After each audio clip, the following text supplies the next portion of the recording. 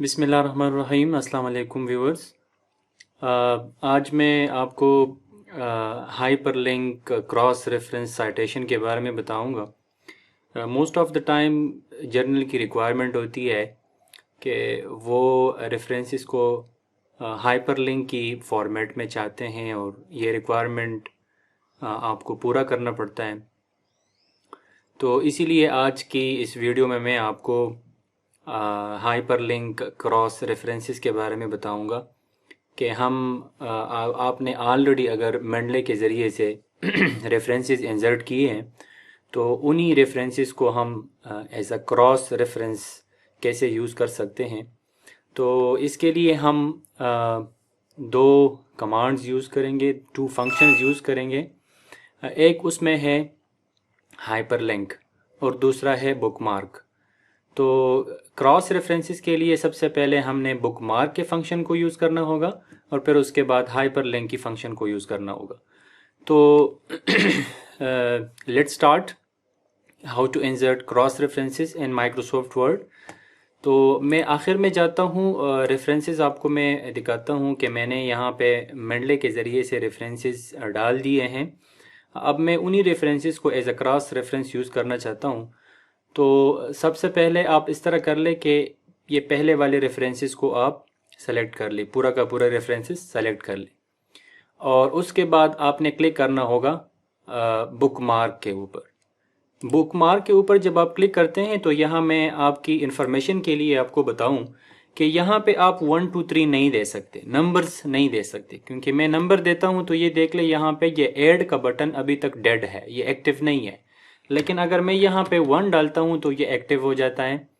तो या तो आपने 1 2 3 4 5 अप टू जितने आपके रेफरेंसेस होते हैं तो आपने नंबर्स इन वर्ड्स देने होते हैं यहाँ पे।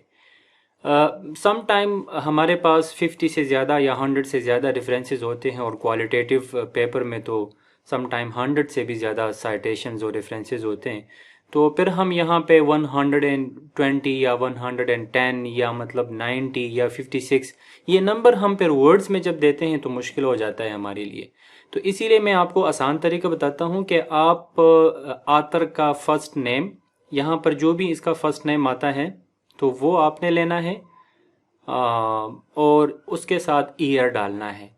लेकिन जब आप नाम लिखते हैं, ऑथर का नाम लिखते हैं, तो ऑथर के नाम और ईयर में आपने स्पेस नहीं देना है, वरना ये फिर ये ऐड का बटन डेड हो जाएगा। मैं आपको यहाँ पे दिखाता हूँ मिसाल के तौर पे। ये जो ऑथर है अस्किटास है, तो मैं इसका नाम लिखता हूँ यहाँ पे।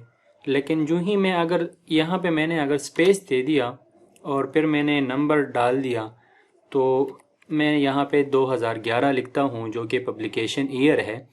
तो अगेन अगर आप यहाँ पे नोट कर ले तो ऐड का बटन डेड हो गया है। तो इसीलिए मैंने यहाँ पे स्पेस नहीं देना, फर्स्ट नेम लिखना है ऑथर का और दूसरा मैंने पब्लिकेशन ईयर यहाँ पे डालना है, ताकि लेटर ऑन जब मैं इसको as a cross reference use करूँगा तो वहाँ पे बुकमार्क में ये इस नाम से पड़ा होगा। तो सिंपली वहाँ पर मैं अस्केटास 2011 को सेलेक्ट करके इसको as a cross reference use कर सकता हूँ। तो ये अब पूरा हो गया है। बुकमार्क, नाम डाल दिया ऑथर का और उसके साथ ईयर डाल दिया, और ये मुझे बहुत ज़्यादा आसानी होगी बाद में अगर मैं बुकमार्क में इसको सर्च करूँगा क्रॉस रेफरेंस के लिए। तो इसको आप ऐड कर ले। अब जल्दी जल्दी हम दूसरा भी कर लेते हैं। इसको मैंने सेलेक्ट किया, बुकमार्क पे आ गया और यहाँ पे मैंने नाम लिख दिया बोनाबियो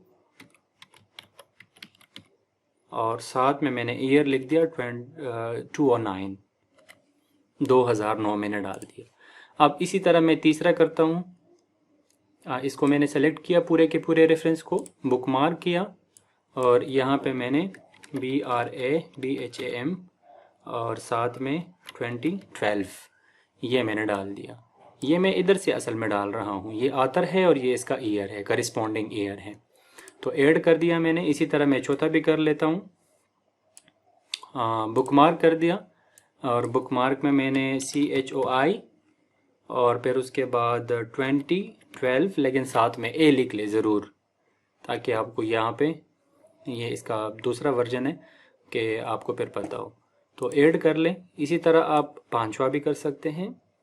पूरा का पूरा रेफरेंस मैंने सेलेक्ट किया, बुक मार्क कर दिया, और बुक मार्क के बाद मैंने CHOI और 2012, लेकिन साथ में मैंने बी लिख दिया क्योंकि यहाँ पे बी है ईयर के साथ, और इसको मैंने ऐड कर दिया। अब बुकमार्क का प्रोसेस यहाँ पर ख़त्म हो जाता है। इसके बाद हमने हाइपरलिंक को यूज़ करना होगा। तो देखें, मैं आपको एक शॉर्टकट बताता हूँ। आप यहाँ पर इस तरह कर ले कि अस्किटास को सेलेक्ट कर ले, क्योंकि हमने बुकमार्क में इसको ऐड किया हुआ है ऑलरेडी।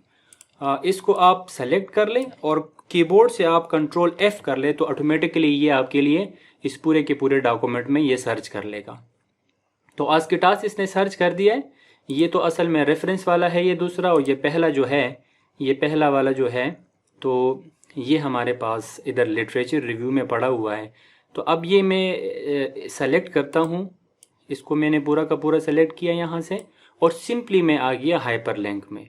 हाइपरलिंक की बटन पे मैंने क्लिक किया, तो इधर आप देख ले ये अस्किटास 2011 है, तो ये बुकमार्क में इधर पड़ा है। अगर इससे पहले बाय डिफ़ॉल्ट सिलेक्शन में ये हो, तो आप एग्जिस्टिंग फाइल और वेब पेज से नीचे आ जाएं, प्लेस इन दिस डॉक्यूमेंट, और इसको आप सेलेक्ट कर लें, और इसको आप मिनिमाइज कर लें, और इसको आप एक्सपेंड कर लें, तो बुकमार्क में ये पड़ा होगा। तो सिंपली यहाँ पर अस्किटास 2011 को ओके कर ले। तो इसका मतलब ये हुआ कि हमने एक रेफरेंस को क्रॉस रेफरेंस के तौर पे यूज़ किया है।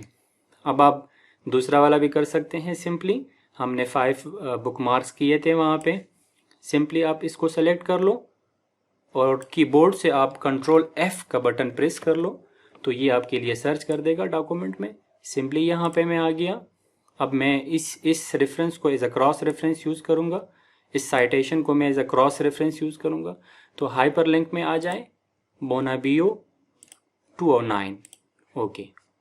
अब आप फिर आ जाएं तीसरे वाले रेफरेंस में, इसको आप सेलेक्ट कर लें और कंट्रोल F कर लें। डॉक्यूमेंट में इसने सर्च कर दिया, यहाँ पे मैं आ गया। सिंपली आप इसको सेलेक्ट कर लो और आप हाइपरलिंक में आ जाओ, और ये ब्राबाम है, ये है, देखें। इसको आप क्रॉस चेक भी कर सकते हैं यहाँ से। तो इसको मैंने सेलेक्ट किया, अब ये भी हो गया। अब इसके बाद मैं लास्ट वाला रेफरेंस करता हूँ, सेकंड लास्ट वाला, फोर्थ वन। तो वो ये हमारे पास है CHOI। तो इसको मैंने कंट्रोल F कर दिया, तो ये ऑटोमेटिकली यहाँ पे आ गया।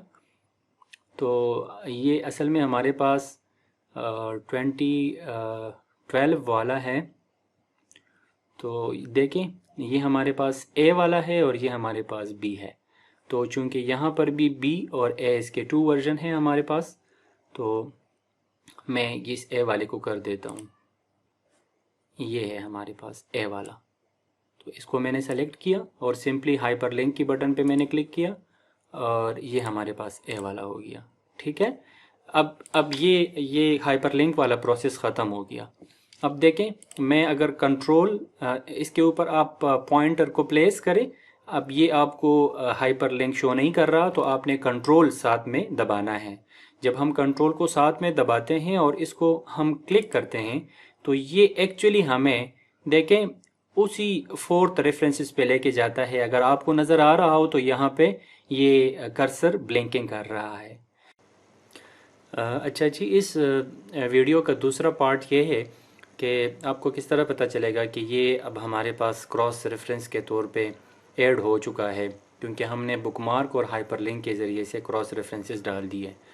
तो हम इस माइक्रोसॉफ्ट वर्ड को PDF में सेव करते हैं। मैंने कीबोर्ड से F12 का बटन प्रेस किया, और F12 के बटन के बाद यहाँ पर ये वाला ऑप्शन आ गया।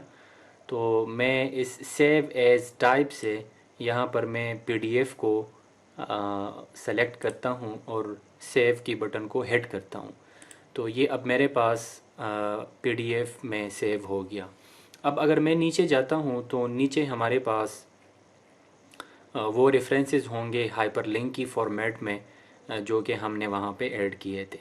तो देखें, एक ये वाला हमने ऐड किया था, एक ये वाला क्रॉस रेफरेंस के तौर पे हमने ऐड किया था, जिसको हम हाइपरलिंक साइटेशन भी कहते हैं।